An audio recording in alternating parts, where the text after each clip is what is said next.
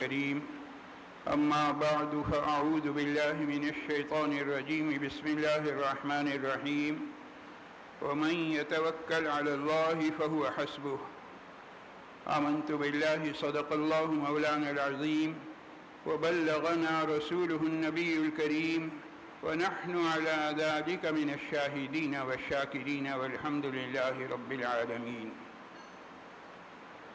حضرات گرامی، قرآن کریم کے 28ویں سپارے کی سورہ طلاق کی ایک آیت کا ایک تھوڑا سا حصہ میں نے آپ کو سنایا ہے، جس کا حاصل اور خلاصہ یہ ہے کہ جو شخص اللہ پر بھروسہ کرتا ہے فَهُوَ حَسْبُهُ، اللہ اس کے لیے کافی ہو جاتا ہے۔ اللہ پر توکل کرو، پھر اللہ تمہارے لیے کافی ہوگا، تمہارے سارے کام ہو جائیں گے۔ اب سوال یہ پیدا ہوتا ہے کہ توکل کے کیا معنی ہیں؟ کیا توکل کا یہ مطلب ہے کہ ہاتھ پیر توڑ کے بیٹھ جاؤ، کمانے کے لیے نہ نکلو، روزی کے لیے جو کوششیں بھاگ دوڑ کرتے ہیں وہ نہ کرو، اور دیگر تمام معاملات میں بیمار ہوں تو کیا علاج معالجہ نہ کرواؤ، اللہ پہ توکل کرو، بھروسہ کرو، اور چاروں طرف جتنے بھی کام ہیں ہر کام میں کیا توکل کا یہ مفہوم ہے؟ ہرگز نہیں، توکل کا یہ مفہوم نہیں ہے۔ اللہ کے رسول صلی اللہ علیہ وسلم نے ہمیں جو توکل سکھایا ہے اس کا خلاصہ یہ ہے کہ تدبیر بھی اختیار کرو، اور تدبیر اختیار کرنے کے بعد پھر اللہ پہ بھروسہ کرو۔ ایک شخص اپنی گاڑی جو ہے وہ لاک نہیں کرتا اور بغیر لاک کیے چھوڑ کر چلا جاتا ہے، کیوں بھائی؟ ارے میں نے اللہ پر توکل کیا ہے۔ یہ اللہ پر توکل نہیں ہے، یہ غلط طریقہ ہے۔ صحیح طریقہ یہ کہ گاڑی آپ لاک بھی کریں اور پھر اس کے بعد اللہ پر توکل کریں کہ اللہ تعالیٰ، اور اللہ سے دعا مانگے کہ یا اللہ اس گاڑی کی آپ حفاظت فرمائیے، میری تو جمع شدہ پونجی یہی ہے، اگر یہ خدا نخواستہ چلے گی تو میرے لیے بڑی پریشانی ہوگی۔ یہ ہے صحیح توکل۔ اب ہوتا کیا ہے کہ ہم توکل کے جو صحیح طریقے ہیں ان کو اپناتے نہیں ہیں، نمبر ایک، اور نمبر دو، اس سے بڑا ظلم اپنی جان پر ہم یہ کرتے ہیں۔ جیسا کہ آپ کو یاد ہوگا کہ اس ماہ مبارک کا جو پہلا درس تھا اس میں نے عرض کیا تھا کہ زبان سے ایسے الفاظ نکالتے ہیں جو خطرناک ترین الفاظ ہوتے ہیں۔ مثال کے طور پر کسی شخص کا کوئی نقصان ہو گیا تو اب آ کے وہ پوچھ رہا ہے کسی بزرگ سے کہ ارے بھائی یہ بتائیے کہ ہمارا رب رحم دل ہے یا ظالم؟ ایک طرف ہم سنتے ہیں کہ وہ ارحم الراحمین ہے، تمام رحم کرنے والوں سے زیادہ رحم کرنے والا ہے، اور دوسری طرف میرے ساتھ تو صاحب یہ ہو گیا، یہ مسائل ہو گئے، یہ حالات ہو گئے، اللہ نعوذ باللہ نعوذ باللہ۔ اس سے مجھے ایسا لگ رہا ہے کہ شاید وہ ارحم الراحمین نہیں ہے، وہ رحم دل نہیں بلکہ ظالم ہے۔ کیسی عجیب و غریب باتیں شیطان ذہن میں لاتا ہے، کیسی عجیب و غریب باتیں زبان سے شیطان کہلوانا چاہتا ہے۔ ایک واقعہ لکھا ہے، داؤد طائی ایک بزرگ گزرے ہیں، ان کے زمانے کا یہ واقعہ ہے کہ ایک عورت، غریب عورت، اپنے شوہر کے ساتھ بھی اپنے بچوں کے ساتھ رہتی تھی۔ شوہر بیمار ہوا اور جیسے کہتے ہیں چٹ پٹ فوراً اس کا انتقال ہو گیا جلدی۔ اب بیوہ عورت ہے، اس کے اوپر مصیبت کے پہاڑ ٹوٹ پڑے ہیں، چھوٹے چھوٹے بچوں کا ساتھ ہے، اور رہنے کے لیے ایک جھوپڑی تھی، اسی میں رہتے تھے، اور کوئی کہنا چاہیے ذریعہ معاش نہیں، کوئی اور ذریعہ آمدنی نہیں۔ کیا کریں؟ ادھر ادھر سے اس نے تلاش کیا تو اس کی کل پونجی کتنی نکلی؟ 3 درہم۔ اب 3 درہم سے کیا ہوتا ہے؟ لیکن عورت جو ہے اس نے کہا کہ میں حالات کا مقابلہ کروں گی، اور حالات کا مقابلہ کرنے کے لیے وہ اٹھ کھڑی ہوئی، وہ 3 درہم لے کے بازار گئی، بازار سے اس نے اون خریدا، اور اون خریدنے کے بعد گھر آ کر بیٹھ کے اس کا کچھ بنایا، سویٹر وغیرہ کوئی چیز بنائی، اور پھر لے آ کے اس کو بازار میں بیچا۔ جب بازار میں بیچا تو 3 درہم کا وہ اون تھا، اب وہ جو چیز ہے وہ بک گئی کتنے میں؟ 5 درہم میں۔ 5 درہم میں سے 2 درہم سے اس نے کچھ کھانے پینے کا سامان خریدا، اور پھر دوبارہ اس کے پاس 3 درہم جو بچ گئے تھے، دوبارہ اس سے اون خریدا۔ اون خرید کر وہ آئی گھر، اون کا گولا صحن میں کہیں رکھا اس نے، اور اپنے دوسرے کاموں میں مشغول ہو گئی۔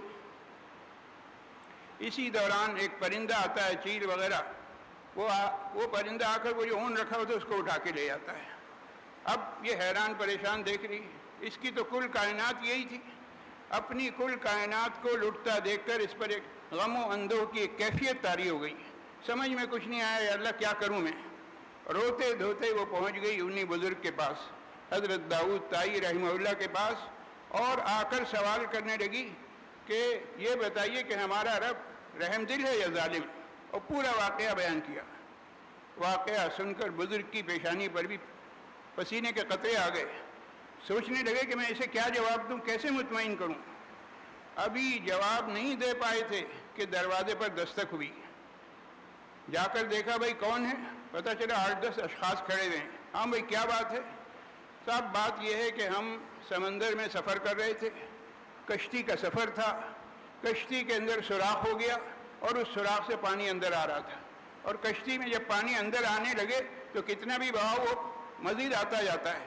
ہم پریشان تھے، ہمیں تو موت سر پہ نظر آ رہی تھی. ہم لوگوں نے سب نے دل میں یہ عہد کر لیا آپس کے مشورے سے کہ اللہ تعالیٰ اس مصیبت سے ہماری جان چھڑا دے. تو ساحل پر پہنچنے کے بعد ہم میں سے ہر ایک شخص 1,000 درہم صدقہ کرے گا. کہنے لگے کہ ہم اسی کشمکش میں تھے کہ وہ پرندہ آسمان سے ایک پرندے نے اون کا گولا بھی پھینک دیا اور وہ سیدھا ہماری کشتی میں آ کر گرا. ہم نے وہ اون کے گولے سے کو اس سوراخ میں پھنسایا اور وہ جو پانی آ رہا تھا پانی آنا رک گیا اور ہماری جان بچ گئی اور ہم نے کشتی کو لے کر ہم ساحل تک آ گئے. اب یہاں ساحل پر آنے کے بعد ہمیں یہ پریشانی تھی کہ بھئی 1,000 درہم دیں گے تو صحیح، 10,000 درہم دینا چاہتے ہیں، کس کو دیں، کون مستحق ہے، کس کے حوالے کریں. تو ہم تو لوگوں سے بتا کے انہوں نے کہا بھئی یہ بزرگ آدمی ان کے پاس جاؤ، یہ بتائیں گے. تو ہم نے آپ کے دروازے پر اس لیے دستک دی کہ یہ 10,000 درہم ہم دینا چاہتے ہیں، آپ لے لیجئے اور جس کو آپ مناسب سمجھیں اس کو آپ دے دیجئے. بزرگ نے فرمایا کہ اس 10,000 درہم کا مستحق تم سے پہلے آ کے بیٹھا ہوا ہے، اس کا مستحق وہی عورت ہے. اور بلا کر اس عورت کو وہ 10,000 درہم دے دیے. جب 10,000 درہم اس کے ہاتھ میں آ گئے، اب حضرت داؤد طائی رحمہ اللہ نے اس سے فرمایا اب تو بتا کہ تیرا رب رحم دل ہے یا ظالم، تو نے کیسی بات زبان سے نکالی تھی، اور دیکھ اللہ تعالیٰ نے تیرے لیے کیسا شاندار انتظام کیا، 10,000 درہم کا انتظام ہو گیا. عورت کے آنکھوں سے آنسو جاری ہو گئے، ہر بال شکر ادا کر رہا تھا. تو اس تمام واقعے کا حاصل یہ ہے کہ اللہ تعالیٰ کی تدبیریں ہماری سوچ سے بہت بلند ہیں. شرط کیا ہے؟ شرط یہ ہے کہ ہم اس پر نہ صرف توکل کریں بلکہ کامل توکل کریں، بھرپور طریقے پر توکل کریں. اگر ہم توکل کریں گے تو اللہ تعالیٰ کسی کو تنہا نہیں چھوڑتا. اللہ تعالیٰ کا جس درجے کا توکل ہوتا ہے اس درجے کا اللہ تعالیٰ کا معاملہ اس کے ساتھ ہوتا ہے. اب جناب اس سے یہ معلوم ہوا کہ توکل کے بھی کئی درجات ہیں. عام آدمی اپنے لحاظ سے توکل کرتا ہے، اور خواص اور اللہ کے جو نیک بندے ہیں وہ بھی توکل کرتے ہیں. ان کے توکل کا جو درجہ ہے بہت ہی اعلیٰ درجے کا توکل ہوتا ہے، بہت ہی اعلیٰ مقام. واقعہ لکھا ہے تبلیغی جماعت کے بانی حضرت مولانا الیاس صاحب رحمہ اللہ، جس وقت انہوں نے کام شروع کیا تو کوئی ساتھ دینے والا نہیں تھا، کوئی پوچھتا نہیں تھا، اور جناب علی انتہائی قسم پرسی کا زمانہ تھا. عجیب و غریب انداز میں زندگی گزر رہی تھی، لیکن اخلاص تھا. سب سے بڑی چیز حضرت مولانا الیاس صاحب رحمہ اللہ کا اخلاص تھا، جو نہ صرف اب تک کام آ رہا ہے بلکہ انشاءاللہ قیامت تک کام آئے گا. آج جو تبلیغی جماعت کا کام ساری دنیا میں پھیلا ہوا ہے یہ سارا کا سارا خلوص ہے، اخلاص ہے. بانی تبلیغ حضرت مولانا الیاس صاحب نور اللہ مرقدہم کا. تو ایک زمانہ تو وہ تھا کہ بھئی کوئی پوچھنے والا نہیں تھا، اور اللہ تعالیٰ نے جب ترقی عطا فرمائی تو ترقی کرتے کرتے، ترقی کے مدارج طے کرتے کرتے ایک وقت وہ بھی آیا. عالم یہ تھا کہ ہر وقت دسترخوان بچتا تو ہر وقت 200، 250، 300 افراد دسترخوان پر بیٹھ جاتے تھے، اور ان کے لیے کھانا حضرت مولانا الیاس صاحب نور اللہ مرقدہم کی طرف سے ہوتا تھا. بہرحال زندگی اس طرح سے گزر رہی تھی. حضرت مولانا الیاس صاحب نور اللہ مرقدہم کا وقت آ گیا، اللہ تعالیٰ نے انہیں بلا لیا، ان کا انتقال ہو گیا. ان کے انتقال کے بعد تبلیغی جماعت کا امیر منتخب کیا گیا ان کے صاحبزادے حضرت مولانا محمد یوسف صاحب نور اللہ مرقدہم کو. اور جب یہ تبلیغی جماعت کے امیر بنے تو انہوں نے وہی کیفیت رکھی جو والد صاحب سے وراثت میں ملی تھی. دسترخوان کی وسعت کا وہی عالم تھا. جب یہ کیفیت دیکھی شیخ الحدیث حضرت مولانا زکریا صاحب نور اللہ مرقدہم نے، تو انہوں نے اپنے، یہ دونوں آپس میں چچا زاد بھائی ہیں، تو انہوں نے اپنے بھائی سے کہا کہ بھائی، چچا جان کی بات اور تھی، چچا جان کا تو درجہ بہت بلند تھا، اور وہ اگر وسیع دسترخوان انہوں نے انتظام کیا ہوا تھا تو وہ تو بات الگ تھی. تم ذرا ہاتھ کھینچو بھائی، اتنا کھلے، اتنی وسعت سے جو ہے خرچ نہ کرو. تو ذرا سنیے مولانا یوسف صاحب نے جو جواب دیا ہے وہ جواب سننے کے قابل ہے. انہوں نے کہا، جواب میں یہ کہا کہ بھائی جان، لینے والا ہی تو تبدیل ہوا ہے، دینے والا تو تبدیل نہیں ہوا. دینے والا تو وہی ہے. جب دینے والا وہی ہے تو پھر مجھے سوچنے کی کیا ضرورت ہے. چنانچہ حضرت شیخ الحدیث حضرت مولانا زکریا صاحب نور اللہ مرقدہم فرماتے ہیں کہ میں اپنے بھائی کا یہ جواب سن کر بار بار غور کرتا رہا، اور ہر مرتبہ جب غور کرتا تو مجھے خاص قسم کا لطف محسوس ہوتا، اور میں اپنے بھائی کے اعلیٰ درجے کے توکل پر رشک کرتا تھا کہ کیسا توکل اللہ تعالیٰ نے عطا فرمایا، کتنے اعلیٰ درجے کا، کہ کاش یہ توکل کا یہ اعلیٰ درجہ مجھے بھی نصیب ہو جاتا.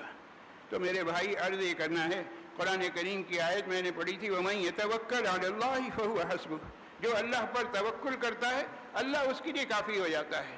ہم آج دنیا میں تدبیریں اختیار کرتے ہیں، اور تدبیریں اختیار کرنے کے بعد اپنی تدبیروں کو ہی سب کچھ سمجھتے ہیں.